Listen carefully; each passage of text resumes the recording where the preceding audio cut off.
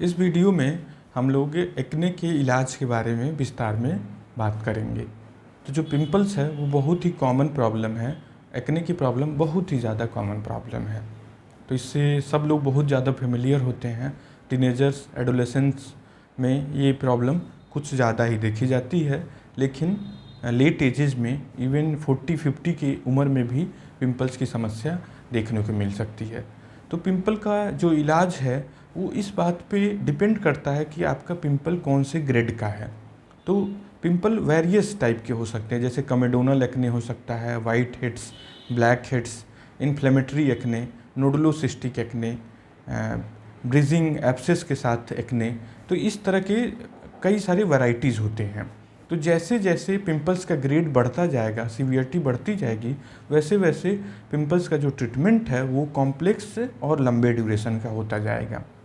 एक general notion society में ऐसा है कि पिंपल्स साधारण फोड़े फुंसी होते हैं और कुछ सिंपल एंटीबायोटिक्स, कुछ सिंपल क्रीम लगाने के से ही ठीक हो सकते हैं।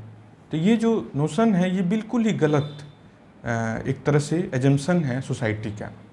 जो माइल्ड एक्ने है, स्पेशली जो टीनेजर्स में देखने को मिलता है, जो जल्दी 14, 15, 16 के एज में देखने को मिलता है, और जो कमेडोनल एक्ने होता है वो सिंपल बेसिक कुछ होम बेस्ड केयर के से ही ठीक हो सकता है।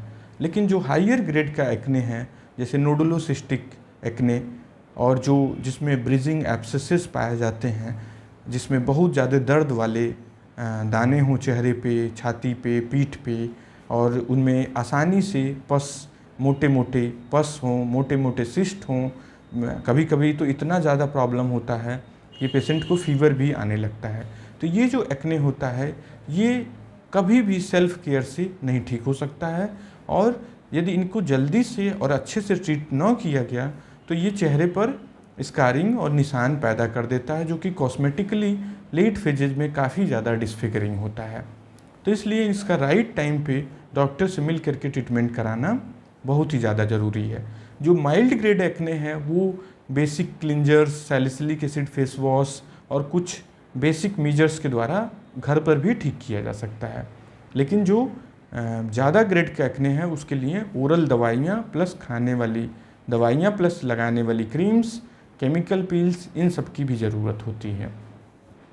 तो एक्ने के इलाज के लिए बहुत सारी खाने वाली दवाइयाँ उपलब्ध हैं, जैसे कि बहुत सारी एंटीबायोटिक्स अभी अवेलेबल हैं। डॉक्सीसाइक्लिन, मीनोसाइक्लिन, लाइमीसाइक्लिन, एजिथ्रोमाइसिन, रोक्जिथ्रोमाइसिन, इस तरह की एंटीबायोटिक्स काफ़ी ज़्यादा इसके ट्रीटमेंट में, इलाज में लाई जाती हैं।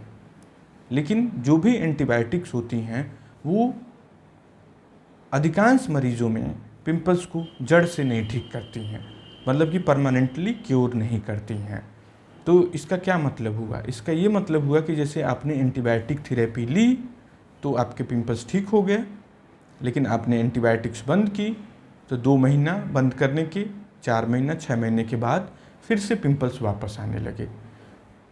हालांकि कुछ पेशेंट्स में परमानेंटली भी चली जाती है, लेकिन अधिकांश पेशेंट्स में ये एक टेम्पररी रेस्क्यू मेजर के तौर पर होती हैं एंटीबायोटिक। तो इसको परमानेंटली कैसे ठीक कर सकते हैं?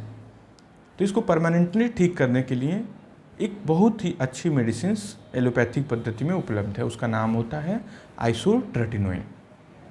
तो जो आइसोट्रेटिनोइन गोली होती है ये यूजुअली जो कन्वेंशनल प्रिपरेशन होती हैं वो रबड़ जैसी गोली होती हैं, रेड या ब्राउन कलर के रबड़ जैसे ऐसे गोलियां होती हैं, जिसको मरीज को लेना होता है। वेरियस डोजेज में आती हैं, 10 मिलीग्राम, 20 मिलीग्राम, 30 मिलीग्राम, इस तरह के डोजेस में इजीली अवेलेबल है। अभी जो है इसका न्यूअर प्रिपरेशन माइक्रोनाइज्ड आइसोट्रेटिनोइन, जो कि टैबलेट फॉर्म में अवेलेबल है। तो जो आइसोट्रेटिनोइन थेरेपी होती है वो आपके पिंपल्स को परमानेंटली ठीक करती है। तो आइसोट्रेटिनोइन की जो एडिक्वेट डोज है और जो ड्यूरेशन है वो बहुत ज़्यादा ज़रूरी होती है। तो साधारणतः डॉक्टर जो होते हैं वो 150 से लेके 200 मिलीग्राम पर केजी, जैसे आपका 70 किलो वजन है तो उसको 70 को आपको 150 से 200 में मल्टीप्लाई कर देना है। तो जो डोज आता है वो आइसोट्रेटिनोइन का टोटल क्यूमुलेटिव डोज होता है, मतलब जो 8 महीने से लेकर के साल भर की जो थेरेपी होती है आइसोट्रेटिनोइन की, तो वो इस फॉर्मूले से कैलकुलेट होती है। तो साधारणतः अधिकांश मरीजों में ये जो डोज होती है 20 से 40 मिलीग्राम की डोज होती है और इसे 8 महीने से लेकर के साल भर के ड्यूरेशन में चलाई जाती है। कभी कभी इससे ज़्यादा डोज भी दी जा सकती है, डिपेंडिंग ऑन यदि बहुत ज़्यादा सीवियर एक्ने हो, और ज़्यादा समय के लिए भी दी जा सकती है। यदि बहुत ही ज़्यादा ब्रीजिंग एब्सेसेस हैं, मतलब एक तरफ निडल डाला दूसरी तरफ निकला, बड़े बड़े पेनफुल सिस्ट हैं ढेर सारे नेक पे, इवन पीठ पर, तो उस कंडीशन में हाइयर डोज भी आइसोट्रेटिनोइन का चल सकता है। 60 मिलीग्राम भी चलाया जा सकता है, उससे ज़्यादा भी दिया जा सकता है और लंबे समय के लिए भी दिया जा सकता है। दूसरी जो महत्वपूर्ण चीज़ होती है कि आइसोट्रेटिनोइन थेरेपी के दौरान धीरज रखना, धैर्य रखना। यूजुअली आइसोट्रेटिनोइन थेरेपी जब शुरू होती है तो होंठों पे ड्राइनेस आना शुरू हो जाती है, होंठ सूखने शुरू हो जाते हैं, तो पेशेंट बहुत ज़्यादा इम्पेशेंट हो जाते हैं, बहुत ज़्यादा धैर्य खो देते हैं कि एक तो दवाई से ड्राइनेस आ रही है और जल्दी पिंपल्स ठीक नहीं हो रहे हैं। तो आइसोट्रेटिनोइन यूजुअली स्लो एक्टिंग होती है। इसका अच्छा इम्पैक्ट 2 से 3 महीने की थेरेपी के बाद ही देखने को मिलता है और कुछ मरीजों में 6 महीने का समय भी लग जाता है। तो इसके ट्रीटमेंट के दौरान आपको पेशेंस रखना बहुत ज़्यादा ज़रूरी होता है। और आइसोट्रेटिनोइन थेरेपी की वजह से जो किलाइटिस होता है वो मॉइस्चराइज़र, वैसलिन, बोरोलिन, इन तरह की जो तेल वाली क्रीम हैं उनको लगा करके मेंटेन किया जा सकता है। ज़रूरत पड़ने पे आपका डॉक्टर टैक्रोलिमस नाम का ऑइंटमेंट भी दे सकता है। तो आइसोट्रेटिनोइन थेरेपी के दौरान आपको पेशेंस रखना बहुत ज़्यादा ज़रूरी है। दूसरी चीज़, आइसोट्रेटिनोइन थेरेपी के दौरान एक एंटिटी होती है पैराडॉक्सिकल फ्लेयर अप, मतलब आपका पिंपल्स जो है वो शुरू के कुछ दिनों में बढ़ता हुआ दिखाई दे सकता है। तो ये बहुत ही वेल नोन इंफॉर्मेशन है जो कि आपके डॉक्टर को पता होता है। तो जब भी पैराडॉक्सिकल फ्लेयर अप हो तो उस दौरान घबराना नहीं है, मतलब आपने पिंपल्स की दवाई लेनी शुरू की, पिंपल्स आपके बढ़ने लगे, तो ये कोई भी कहीं से भी एंग्जाइटी वाली चीज़ नहीं है। ये बहुत ही अच्छे से पता है कि कुछ मरीजों में फ्लेयर अप हो सकता है, तो उसके लिए थोड़े समय के लिए उस फ्लेयर अप की कंडीशन में ओरल स्टीरॉयड्स यूज़ किए जाते हैं उस फ्लेयर अप को सप्रेस करने के लिए। साथ में एंटीबायोटिक भी दी जा सकती है, एंटी इन्फ्लेमेटरी क्रीम भी दी जा सकती है। तो आइसोट्रेटिनोइन ही एकमात्र ऐसा इलाज है एलोपैथिक चिकित्सा पद्धति में जो कि ये श्योरिटी देता है कि आपके पिंपल्स हमेशा के लिए ख़त्म होंगे, परमानेंटली ख़त्म होंगे, यदि मरीज़ इसका कोर्स जो टोटल ड्यूरेशन ऑफ थेरेपी है उसको पूरा कर ले तो।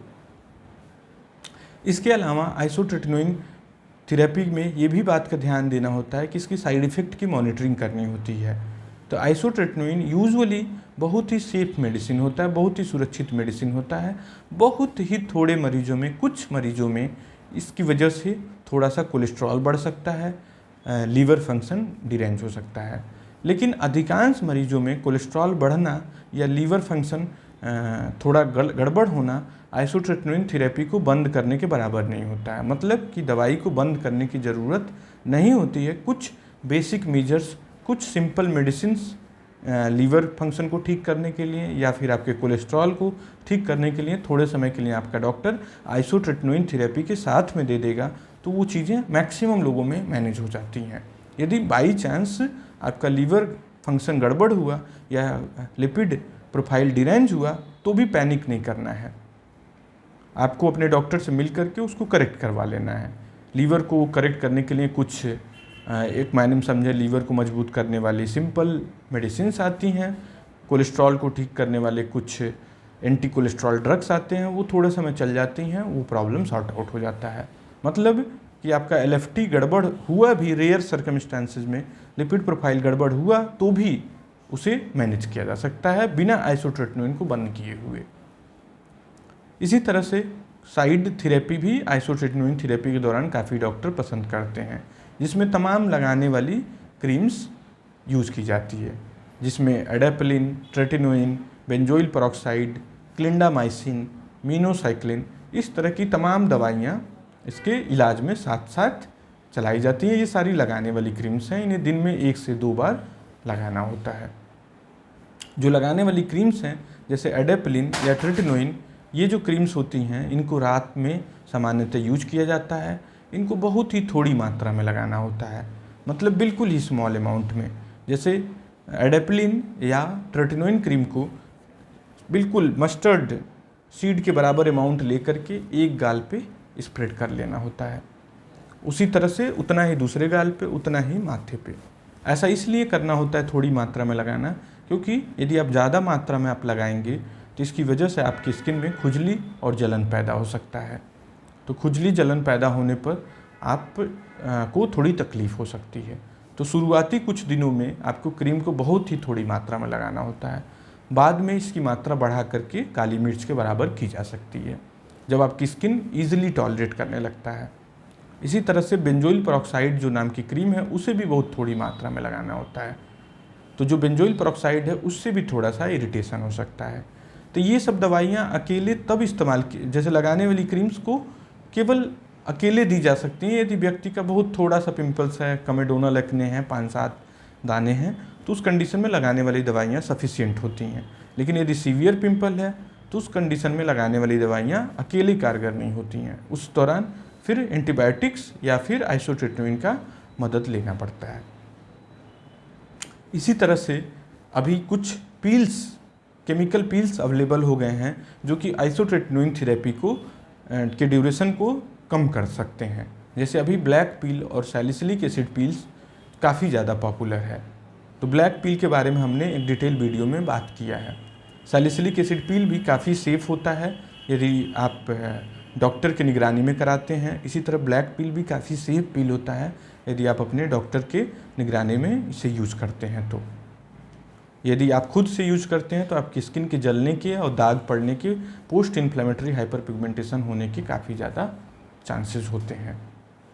तो कभी भी केमिकल पील या आइसोट्रेटिनोइन थेरेपी जो ओरल थेरेपी हैं, वो कभी भी खुद से आपको सेल्फ मेडिकेट नहीं करना है, क्योंकि इन मेडिसिन के साइड इफ़ेक्ट हो सकते हैं। तो उन साइड इफ़ेक्ट को आपका डॉक्टर ही हैंडल कर सकता है, आप नहीं कर सकते हैं।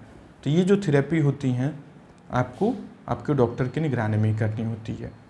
इसी तरह से काफ़ी लोगों की क्वेरी होती है कि फेस पे फेस वॉश कौन सा यूज़ किया जाए पिंपल्स के ट्रीटमेंट में। तो पिंपल्स के इलाज में आपको जेंटल एक्सफोलिएटिंग एजेंट्स जैसे कि glycolic acid and salicylic acid based face wash use करना है।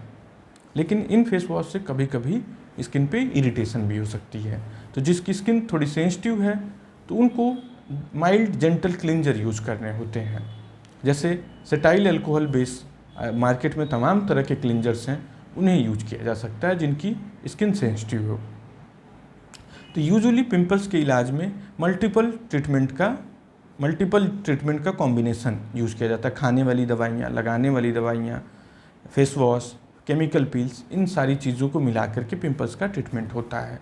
और यदि आपको नोडुलोसिस्टिक एक्ने है, हायर ग्रेड का एक्ने है, तो उस कंडीशन में आपको लंबे समय तक इलाज करना होगा।